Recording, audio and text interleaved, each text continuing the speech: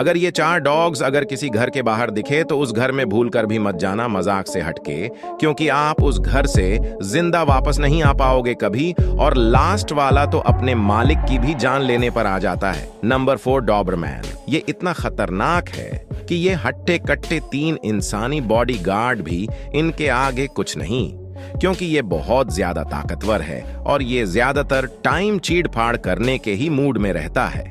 Number 2, कंगाल।